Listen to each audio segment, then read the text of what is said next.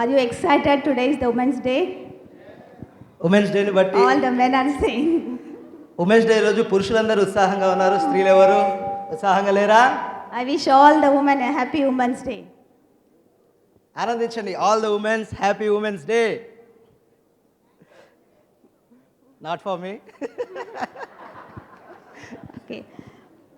I thank God, first of all, I thank God for giving me this opportunity. మరి మొట్టమొదటిగా దేవుడు నాకు ఇచ్చినటువంటి అవకాశాన్ని బట్టి దేవునికి కృతజ్ఞతలు తెలియజేస్తున్నాను. And I thank Pastor. Pastor గారికి కూడా కృతజ్ఞతలు. And I thank all the women who are participated in this program. మరి ఈ రోజు ఈ కార్యక్రమంలో పాల్పంచుకున్నటువంటి స్త్రీలందరికీ కూడా కృతజ్ఞతలు. So let's see the word of God. దేవుని యొక్క వాక్యాన్ని గమనించుకుందాం. In the Bible, my favorite scripture is John 15:7. Bible గ్రంథంలో నాకు అత్యంత ఇష్టమైనటువంటి లేఖన భాగము యోహాను సువార్త 15వ అధ్యాయము 7వ వచనము. I like this very much. My favorite scripture is John 15:7. నాకు చాలా ఇష్టమైనటువంటి లేఖన భాగం ఇది, నాకు ఎంతో ఇష్టము. యోహాను సువార్త 15వ అధ్యాయము 7వ వచనం చూద్దాం.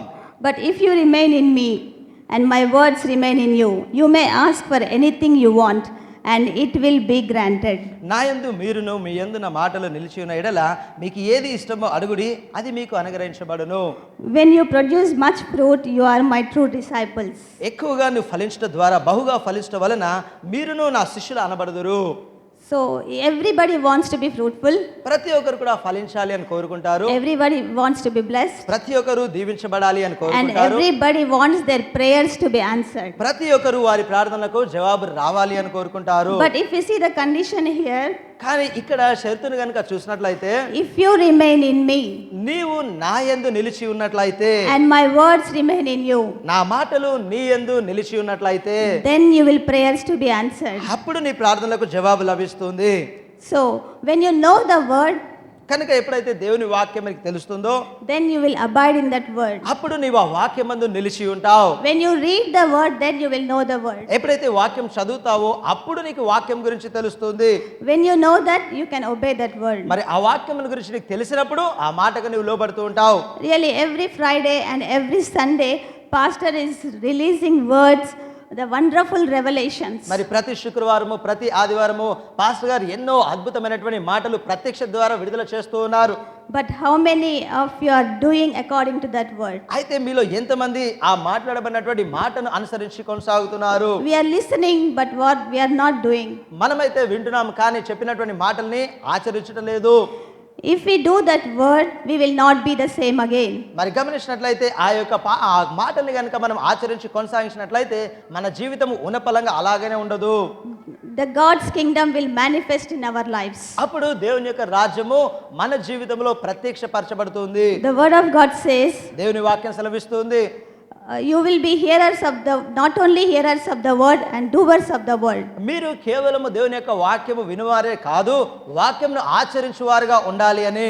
Then we will see the manifestation of God's kingdom. అప్పుడే దేవుని యొక్క రాజ్యం యొక్క ప్రత్యక్షతను మనం అందరం చూస్తాం. So today is the Women's Day. కనుక ఈ రోజు ఉమెన్స్ డే కనుక I will speak few things about the woman. మరి ఉమెన్ గురించి కొద్ది విషయంలో మాట్లాడతాను. Ladies, before the marriage, everything, whatever they like and whatever they want, whatever they wish, they can do. మరి స్త్రీలు వివాహం జరగడానికంటే ముందు వారు ఆశించింది, వారు కోరుకుంది, వారు కావాల్సిందన్న వాళ్ళు చేస్తూ ఉంటారు. But after the marriage, వివాహం తర్వాత we have to keep something aside.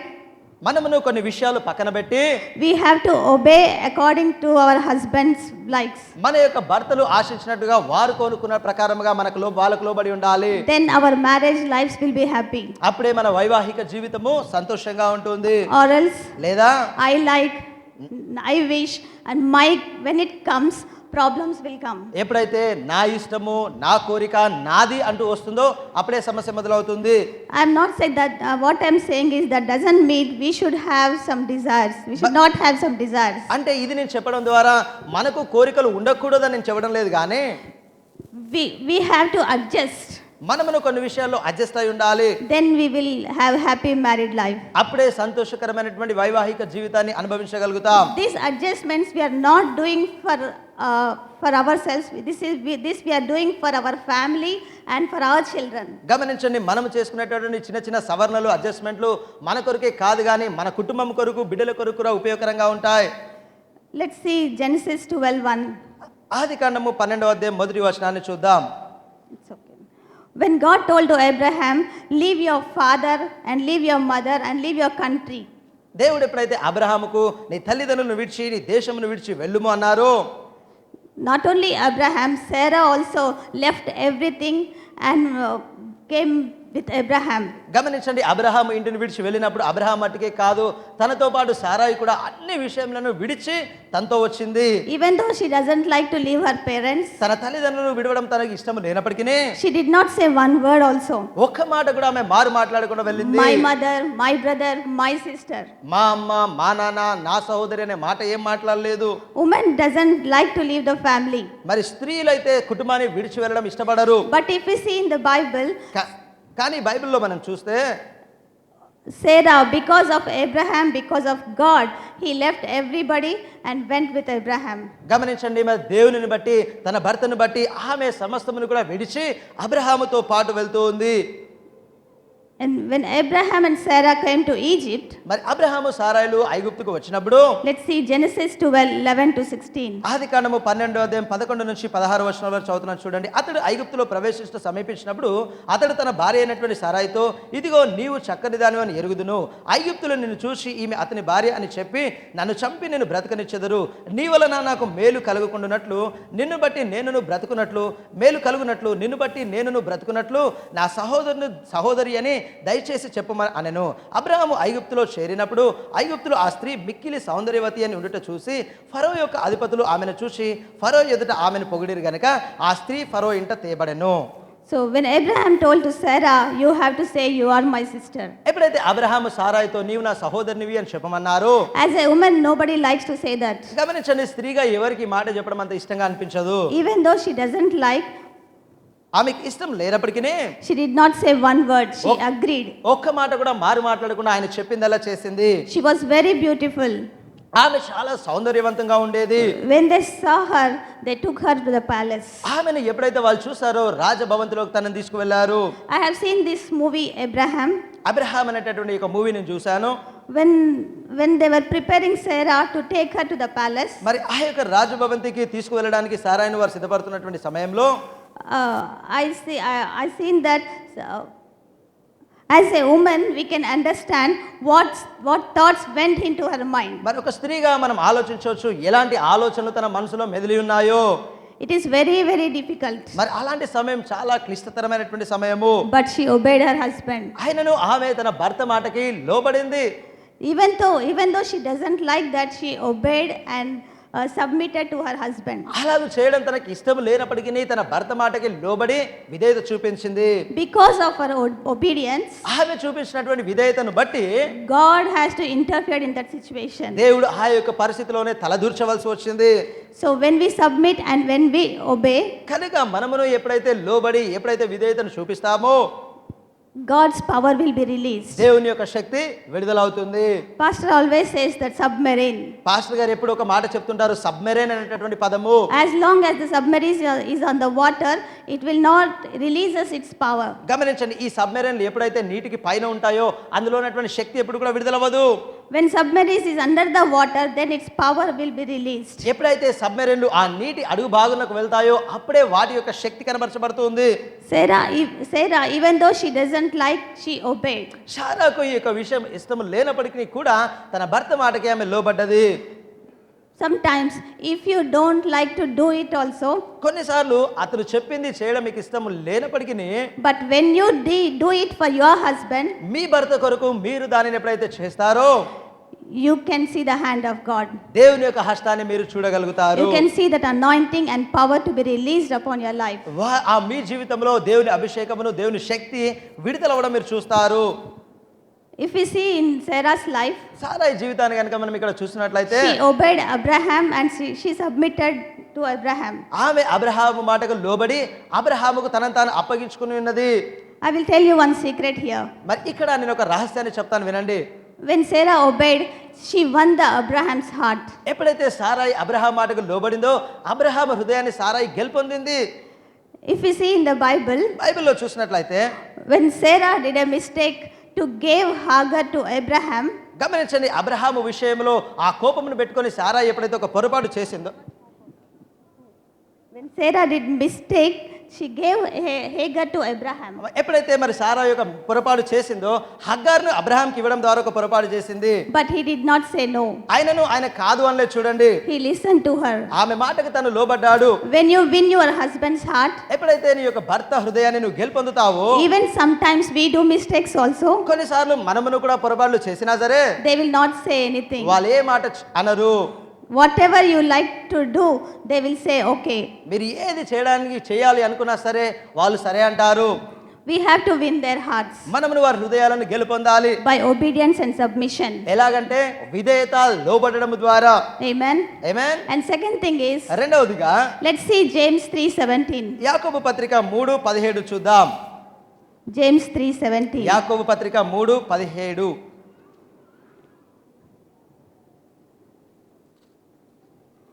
When I was young, 18 years old, నేను and now also I'm young. When I was 18 years old, మరి అక్క 18 ఏళ్ల వయసులో ఉన్నటువంటి సమయంలో one auntie told me this scripture. ఒక ఆంటీ యొక్క లేఖనాన్ని అక్కకు చెప్పారు. Papa, you have to confess James 3:17. You have to pray for this heavenly wisdom. మరి ఆ యాకోబు పత్రిక 3:17లో ఉన్నటువంటి ఈ మాటను ఎప్పుడు ఒప్పుకోలు చేయాలమ్మా, ఈ యొక్క లేఖనాన్ని నువ్వు ప్రార్థన చేయాలని చెప్పారు. Let's read that verse. యాకోబు పత్రిక 3:17 చదువుతున్నాను వినండి. అయితే పైనుండి వచ్చు జ్ఞానము మొట్టమొదట పవిత్రమైనది, తరువాత సమాధానకరమైనది, మృదువైనది, సులభముగా లోబడినది, కనికరముతోనూ మంచి ఫలముతోనూ నిండుకొనినది, పక్షపాతమైనను వేషధారణమైనను లేనిదై ఉన్నది.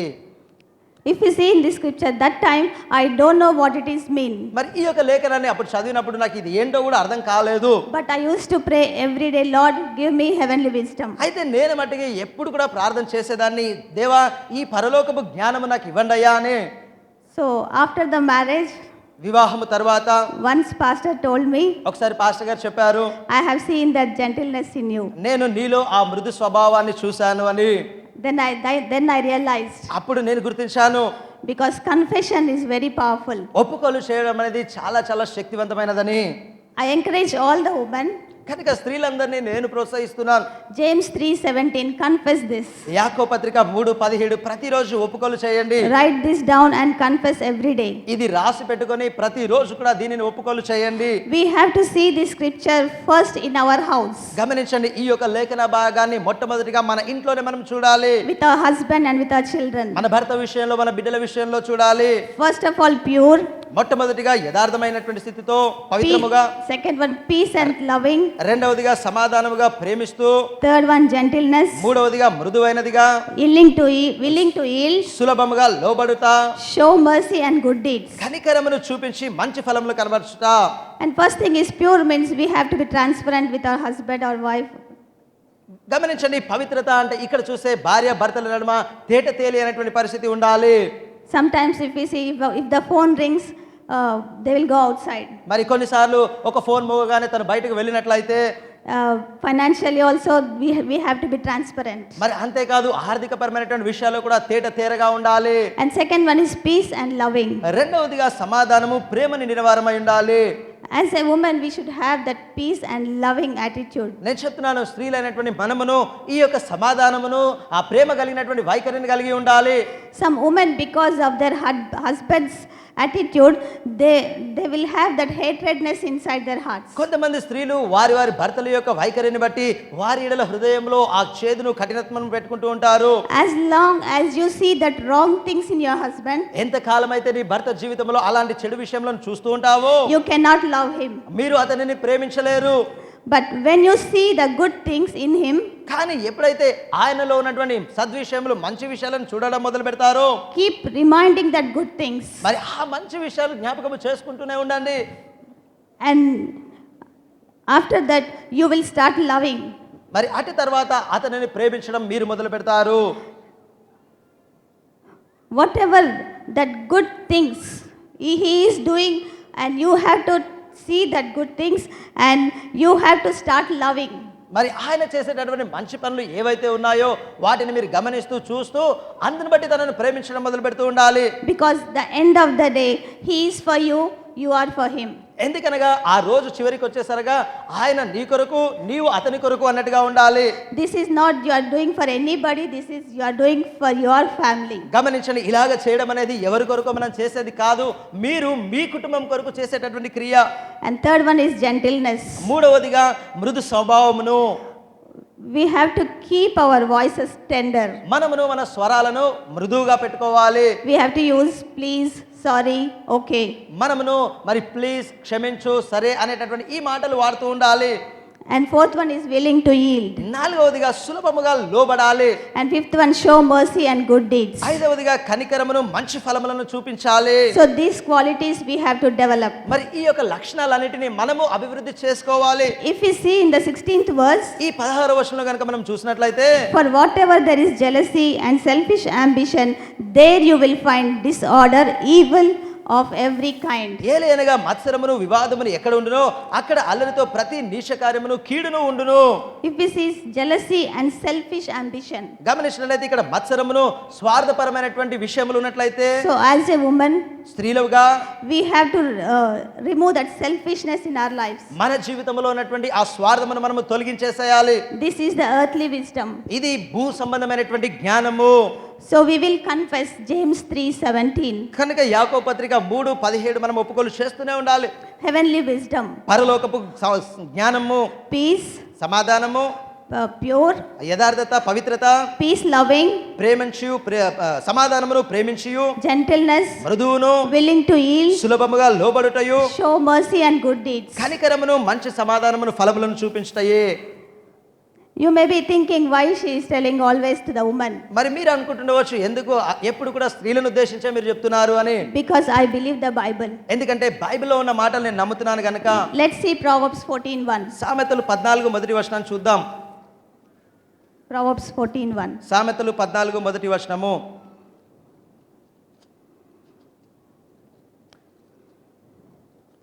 జ్ఞానవంతురాలు తన ఇల్లును కట్టును, మూఢురాలు తన చేతులతో తన ఇల్లునే ఊడబెరుకును.